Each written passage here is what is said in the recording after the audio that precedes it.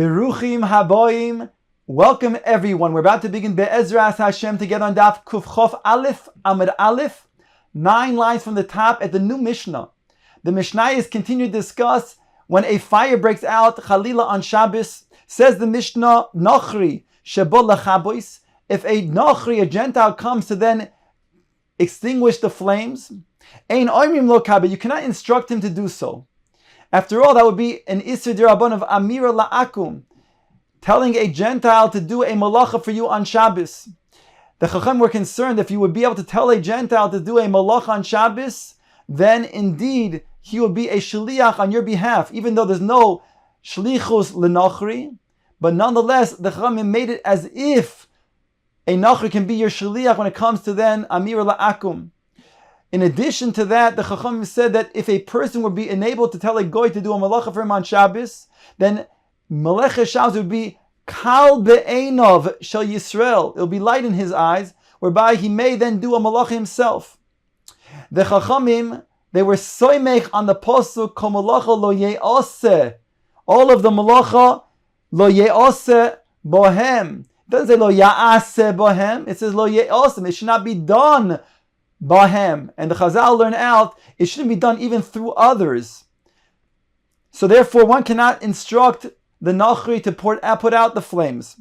Also, Va'al Tichabe. You can also, however, you're not required to tell the Nachri to not put out the flames. Because he's not your Eved, and therefore, his shvisa is not upon you. Here, shvisa is lav dafka because a nachri does not have Shabbos. He doesn't have shvisa Shabbos. Here it means to say, agav, the next case in our mission, the seifa. Aval kotin shebol lechabois ein shomim lo. When it comes to a koton, and he comes to then try to extinguish the flames, you are not allowed to let him do so. You have to protest. Because his shvisa is indeed upon you. And therefore, if he comes even on his own volition, without your instruction, he is not allowed to then put out a fire because he's doing so on your behalf. Says the Gemara, Amar Rabbi Ami made the following statement. B'daleika, when it comes to a fire and other desperate situations, Heitiu loymar kol mechabe eino mafsid. The Chazal permitted one to then declare that a person who will be matzil the things will not lose out. And although he's not directly enabled to instruct a nochri to put out the flames, but he's able to then hint that he'll have reward for then doing so. Nemo misayele. Let us suggest that there's also a siyua, a support from our Mishnah. Nochri shebol lachabois ein oimim lo chabe va'al tichabe mipnei she'ein shvisosei alein. The Gemara now says, Kava kabehu deloy amrinon le.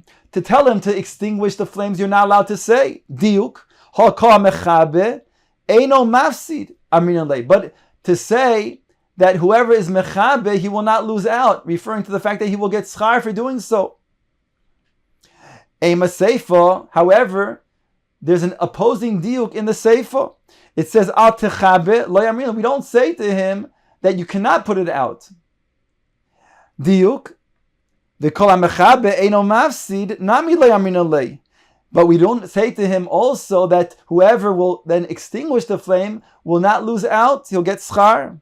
And therefore we have two opposing diukim, elameho leka lemashma mina. Therefore we cannot make a siyua from our Mishnah, from either the Reisha, and we have an opposing diuk from the Seifa. Tanu Rabban, the Gemara now brings the following brayso maise, the following account. V'nafla deleika b'chatzeo shel Yosef ben Simoi b'shichin. There was a fire that broke out in the home of, or the chatzer of Rav Yosef ben Simoi, who lived in Shichin. We became familiar with Shichin from the previous Amud when the Gemara talked about kelim that were kfar Shichin. These were ceramic kelim they were very strong, that we wouldn't even break in light of a fire. Anyways, he comes from the city of Shichin. Uboy anshe Gistra shel Tzipori lechabois, and the people of Gistra, meaning that of the government of Gistra, Sipuri rather, they themselves came to put out the flames. Why? Because Yosef ben Simoi was appointed in charge of the money of the Melech, and therefore they came to put out the flames. But he wouldn't let them do so because of Shabbos.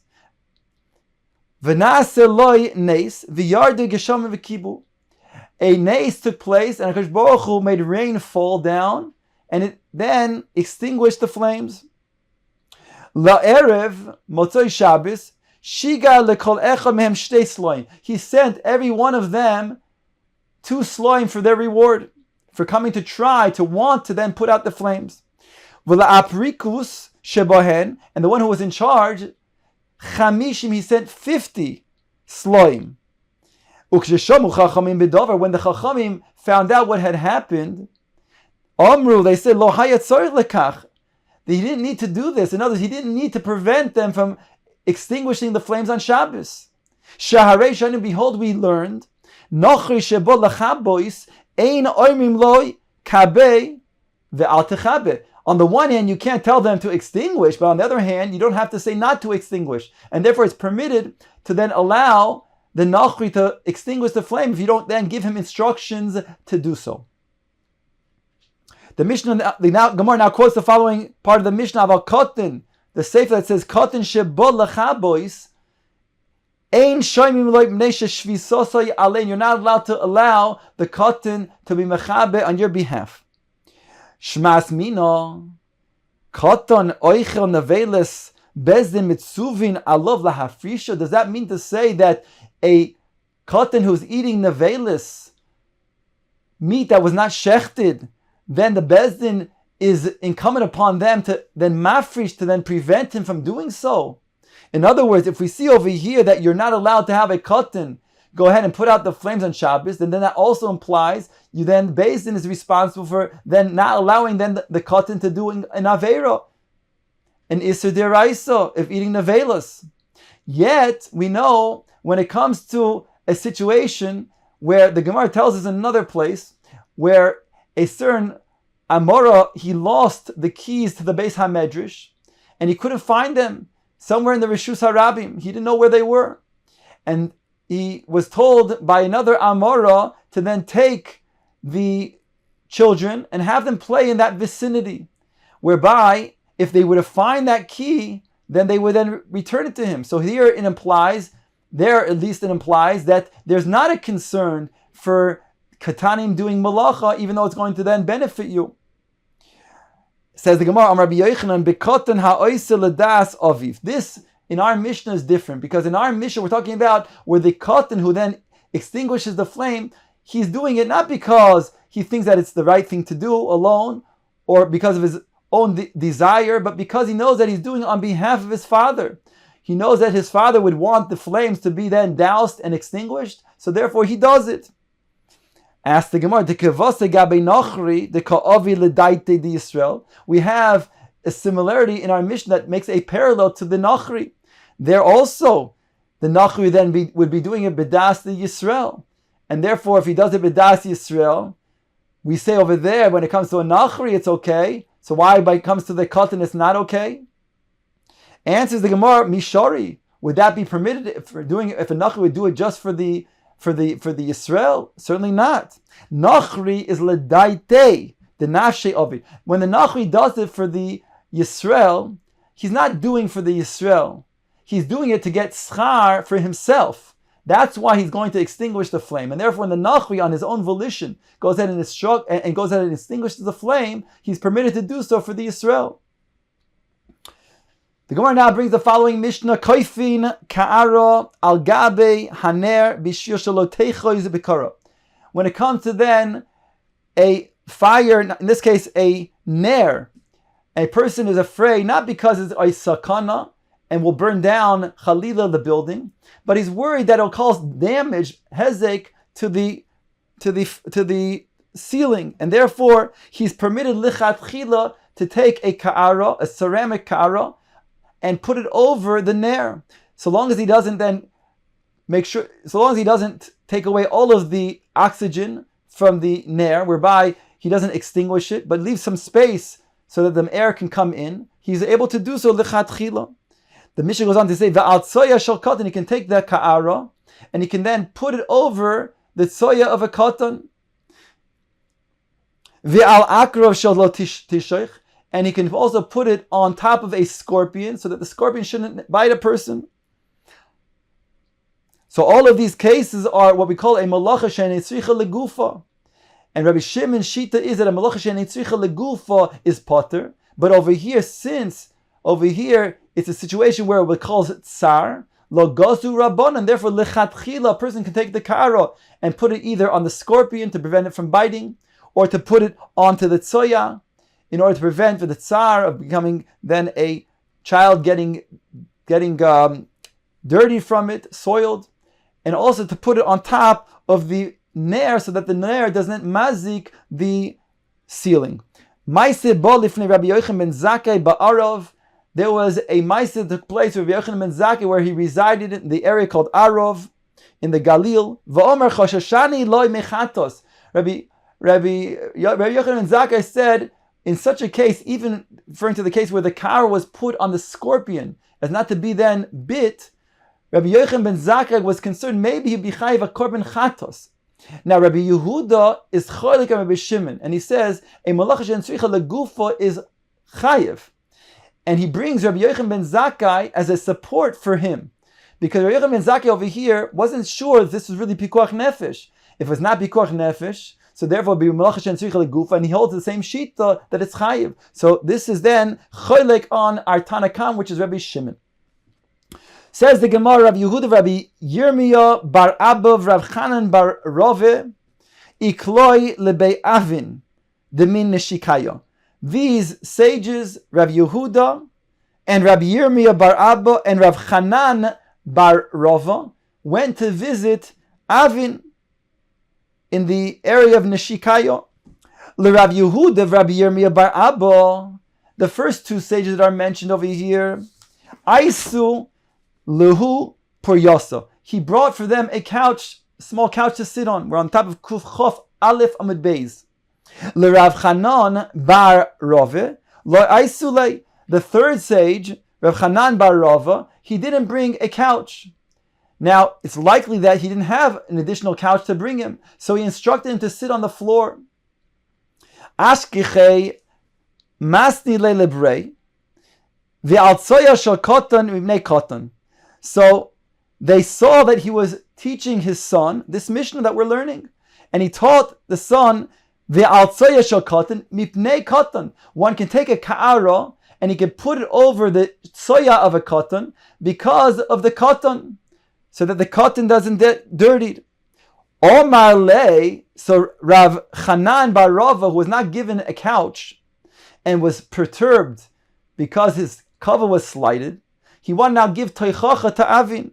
And he said to him, Avin shatya masni shtusei livnei. Does that mean this? He's saying that the Avin, the fool, is teaching a foolish way of this Mishnah, of this teaching to his son. V'haloi hi atma muchenes liklovim. If it's tsoya of a katan, then it's muchenes, it's prepared, it's not muksa, because you can give it to a kelev to eat.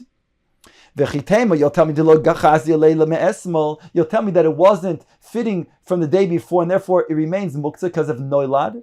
It only became then, the tzoya was only made on Shabbos. Vehatanya, it states in the following brayso: Naharos hamoshchin umayonos hanoivin harehen keragle kol adam. If you have rivers that are flowing, or you have springs that are gushing out, behold, they are like the ragle of kol adam. Just like the ragle kol adam are not limited to 2,000 amos, so too, when people were to then take this water, it's not limited to 2,000 amos. It can go as far as the person himself can walk.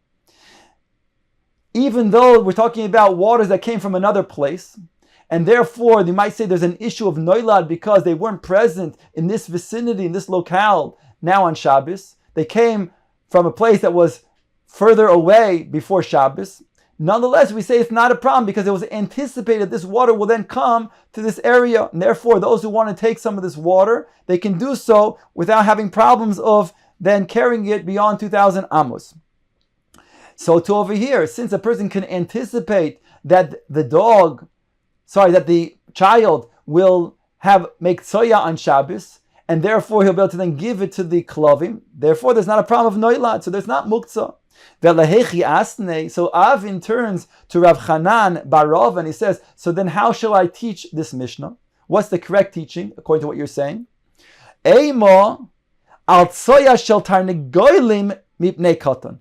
He says, when it says al tsoya shel katan, means al tsoya shel tarnegolim, he adds the word tarnegolim, mipnei katan. In other words, it's talking about tsoya of a tarnegolim that cannot be then given to klavim because klavim don't eat them.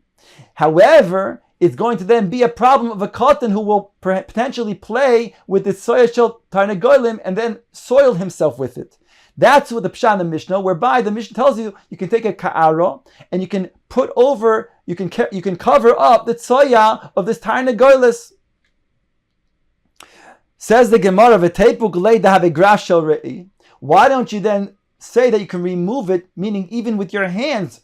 You don't have to just take a ka'ara and cover it. You can even remove it with your own hands because it's a problem of graf shel re'i.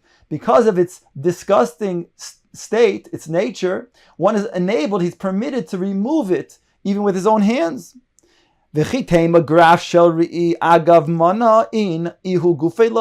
me that when is graf shel re'i permitted to move, that when it's a kli, a graf shel re'i is a kli, usually a ceramic kli that has excrement on it. That could go ahead and be removed because it's a kli, but with one's own hands, you can't remove it. I'll tell you, hahu achbar de ishtakach bispar kamaki de Rav Ashi. There was an achbar, there was a mouse that was found in the besamim, in the spices of Rav Ashi. V'omar lohu, and he instructed those who are with him, nakutu betzutzisei v'afkua. Grab the mouse from its tail and remove it. So you see clearly you can go ahead and remove that which is considered to be disgusting with one's own hand. So why does the Mishnah have to instruct us that the permissible way is to take a ka'ara and cover it? You can do more. Answers the Gemara be'ashpa, because it was located in the ashpa. And in ashpa, that's not where people are, and therefore there's no head there of removing it for graf shel re'i. Ask the Gemara, v'kotan be'ashpa my boile. If so, what is the kotan doing in the ashpa? Answers the Gemara, bechotzer. We're talking about in the chotzer. And therefore, in the chotzer, the kotan is playing. Ask the Gemara, chotzer nami graf shel re'ihu. But if it's in the chotzer, then there's the issue of graf shel re'i because people are present. And therefore, you could remove the tsoya.